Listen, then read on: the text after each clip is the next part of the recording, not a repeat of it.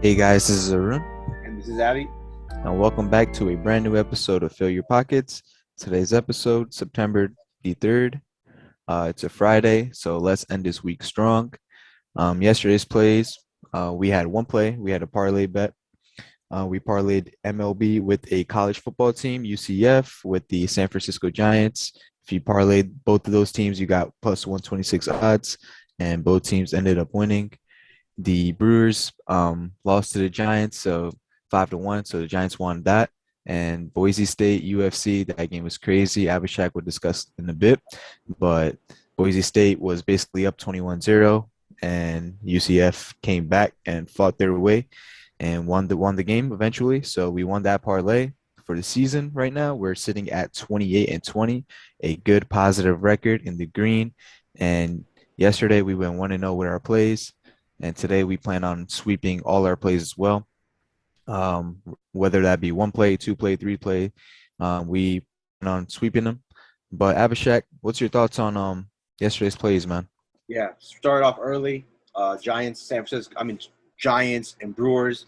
The Giants are on a four-game losing streak. The Brewers are on a four-game winning streak. Logan Webb, I've been riding this man for last like 2-3 months. In my opinion, this man, he deserves more credit than he's getting. People that don't know about him or are casuals, they gotta look this man up. What he's doing is absolutely phenomenal. If there was anybody that was gonna stop the bleeding for this team yesterday, in that losing streak. It was him, and that's what he did. 7 innings. He was absolutely amazing. Lights out. Give Milwaukee credit to Eric Lauer. He was phenomenal too. 7 innings. He gave up one run. That was a pitching masterpiece by both pitchers. But then in the eighth inning, they were able to get Devin Williams, who is honestly one of the best pitchers, relief pitchers in baseball. So that was pretty shocking. But I don't care. I care about the win. And the Giants were able to score the 4 runs in the eighth inning, bottom of the eighth, and that was enough. 5-1 win, much needed. And the Dodgers are coming to town today, uh, and that series right now tied up. Who could have wrote it up any better? That they're both tied up basically, and now every game going forward matters because they're both going at it for the division, and the Giants have put themselves into a position where they can do that. Then we had a first college football play of the season. What a way to start it off. What a game to start it off. Obviously, thunder, lightning delay, whatever the hell they had going on. 2 hours and 30 minutes of a delay, which is insane. Game was at 9:45 tip p.m. and it ended at like 1:30 a.m. So that was awful having to stay up that late to watch this. Obviously, the game started with a bang. UCF drives down the field and picks 600 yards from being up 7 to down 7. That was a huge change of events right there. And then they were down 21-0 at the end of the first, beginning of the second, I think. It was 21-0. Halftime 24-14. And I'm going to be honest, I never felt this game was out of reach. I never thought that UCF was going to lose this game. It was just a personal feeling. I thought if they were down 10 or 14 and a half, that's all they needed because they were going to get the ball back after kickoff in the second half, and they did. And I don't think they scored. I think they did score. I don't remember if they scored or not, but they cut the lead down easy. They took the lead in the third quarter, and this game should have been a blowout. It was a lot of self-inflicted wounds, 2 turnovers, 1 pick-six. Second half, the scoring was 22 points to 7, and that's what I expected in this game. They dominated 36-31. Funny part was, if you took the spread on this game, the spread was 5.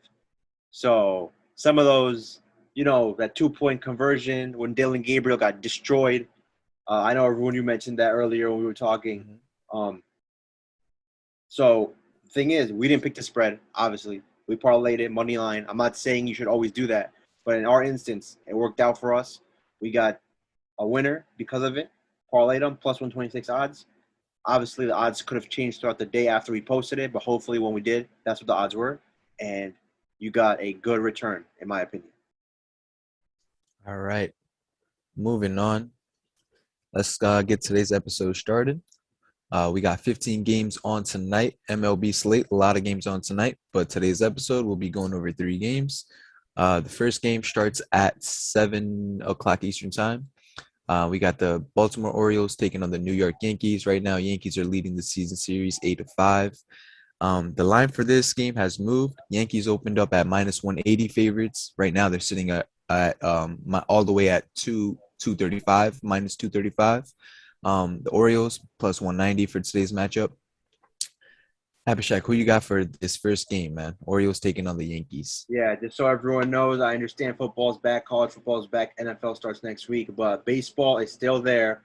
And right now, the most information you could possibly have for baseball, you have it available to you. So, in my opinion, don't just forget about baseball because right now there are teams fighting for the playoffs. Some teams that are completely out of it. You can find great mismatches, in my opinion, and that's what we're going to get into today. So, baseball, I understand it's not the best sport to watch. It's still America's pastime. Well, that's what people consider it. Still one of the major sports in this country. But I understand NFL and college are there, and you want college football, you want football picks. I understand that. But right now, you got to take advantage of the information that you have available to you, and you have a huge sample for baseball. So now let's get into it. Orioles, Yankees, as Arun mentioned. Line is moving towards the Yankees as it should be. I think it should be way bigger than it actually is. The Orioles, as we all know, they're not that good of a team. They're pretty damn awful. 3-7 in the last 10, 3-17 in the last 20. John Memes, if you're gonna say that the Orioles have a number one pitcher, you would have to say it's him. And even him, he can't do that much. He's had promising moments. I think he has a bright future, but I think just the losing has rubbed off on him as well. John Means 4.9 ERA in his last 7 starts. If that's your best pitcher and that's the numbers he's giving you, that's not good at all. That's pretty bad. The last 4 starts in which he started for this team, they've lost all 4 of them. And in his last 5 starts versus the Yankees, he has a 7.5 ERA. That's absolutely garbage. It's absolutely awful. Now let's get into the Yankees. They're back home. Obviously, after that long road trip, obviously everyone remembers that 13-game win streak followed by a 4-game losing streak, and then they were able to salvage that last game against the Angels. Garrett Cole shutout. Actually, no, not a shutout. It was a 4-1 victory, but he was phenomenal. So the Yankees were able to win their last game. They had an off day yesterday. They're back at it today. Back home. They haven't been home in a minute, so they probably felt good to be in their own beds, their own homes, their own environment, their own city. Pitching matchup. Nestor Cortez, who has been a very, very, very bright spot for them. He's actually saved them, I would say, because of all the injuries they sustained. And he's been good overall, but he's been much better at home than on the road. At home, he has a 1.7 ERA, which is phenomenal, less than 2 runs allowed per start. And he's going up against the Orioles, who are 16-35 against lefties. 16-35 versus lefties. And yes, my man Cortez is a lefty. The team is rested. They got a day off yesterday. Garrett Cole performed great for them the day before. So just in case if they need to, use relievers, if Cortez does somehow get into trouble or if his pitches are he has a high pitch count very soon. So they'll have that advantage as well. And this team is still fighting for something. Times like this, when you're late into the season, whether it's football, basketball, baseball, anything, you have to look for games where teams are actually playing for something. And the Yankees right now are still playing for something because, yes, they're in the playoffs, but they want to make sure they have the home field advantage for the wild card game. So they are seriously still competing for something very, very, very important. So with all that said, the Yankees are the clear-cut play here. Run line minus 1.5 or parlay this, but we will be picking the Yankees today. Stay tuned later on tonight. Actually, no, this afternoon to find out how we play the Yankees today. All right, moving on to the second game of the slate. It's another 7 o'clock Eastern time game. We got the Phillies taking on the Marlins. Phillies opened up at minus 120. Right now, they're sitting at minus 150 favorites. Miami underdogs for tonight's matchup, plus 130. Abhishek, who you got for this second game, man? Phillies taking on the Marlins. Line is moving. We got to get the Phillies while you can before the line gets too crazy. The Phillies are the play. I'm going to say that off the bat. I love this game. I don't know what. I have no idea why this line opened at minus 120. Now you see the line shift for a reason. Phillies, they're hot again. They were hot. They fell off. They're hot again. You ride the teams that are high in baseball. 6 straight dubs. I understand it's not against great competition, but Miami also is not great competition. So that trend continues. In 7 straight games, the Phillies have scored 7+ runs every game. They are hot as fish grease. It's insane. You have to ride this shit. They're hitting. They're seeing the ball well. They're pitching. They're doing everything they can. They have their big trade acquisition pitching for them today, Kyle Gibson. 3.5 ERA in his last 7 starts. Not great, not bad, solid. But his last 2 starts have been phenomenal. 14 innings, 1 run allowed, and both those games were wins. So he's been pitching phenomenal. They're hitting, they're scoring. They have something to play for, as I just mentioned earlier. They are right behind the Braves for the division. The Braves just lost 3 straight to the Dodgers, so that helped the Phillies immensely. They're fighting for the division. They're fighting for a wild card spot. So these games mean everything to the Phillies. Miami, their season's over, obviously. They know that. They're building for the future. They have a lot of bright players, very promising players for the future. But this season means nothing. It's a wash. Jesus Luzardo, their big trade acquisition at the trade deadline. Young pitcher. He has great stuff, but he has been awful this season. 7.7 ERA. That is absolutely terrible in his last 7 starts. And don't let the last start he had deceive you.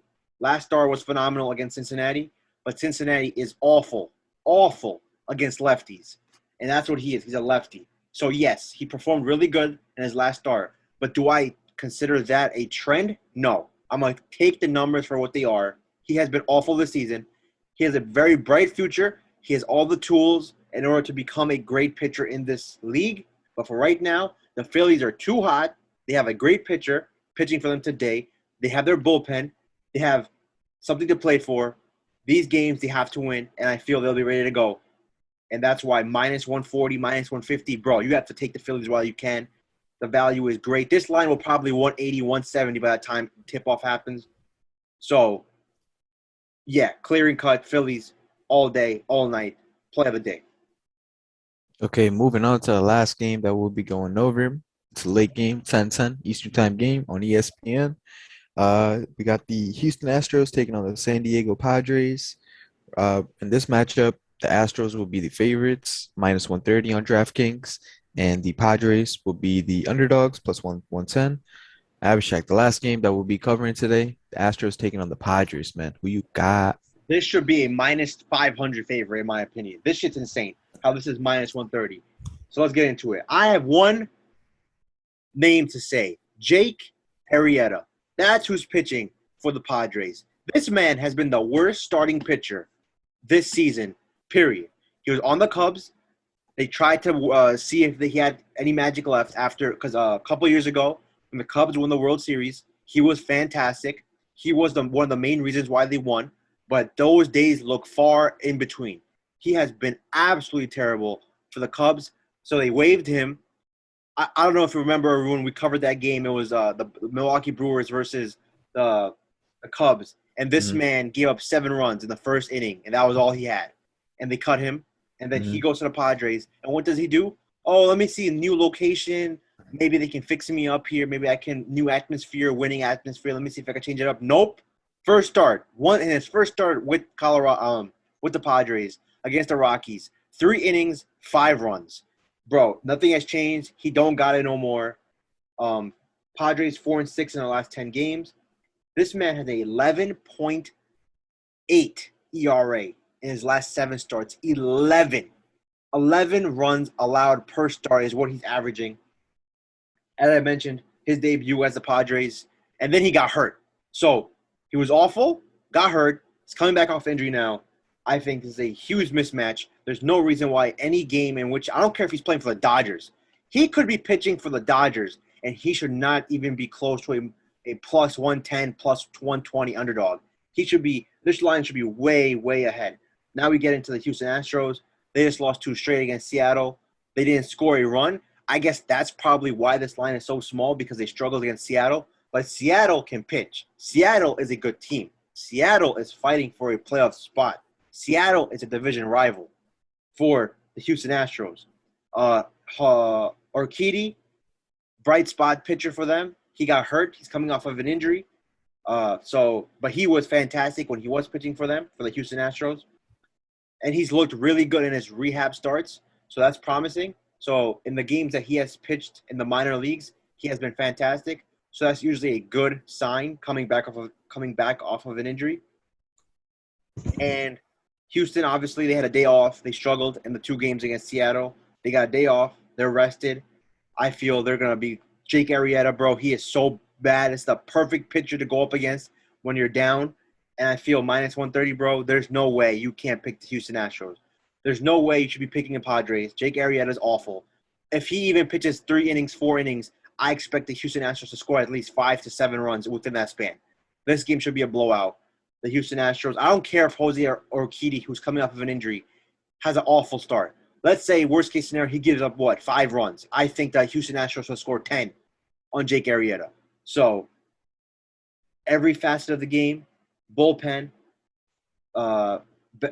batters, lineup, meaningfulness, pitching, Houston, minus 130, please. Take the Astros tonight. All right, guys, that pretty much wraps it up for today's episode. Quick episode today, but make sure you tune into the IG page for the final picks. And with that being said, hope you guys have a terrific weekend and happy gambling. Peace out.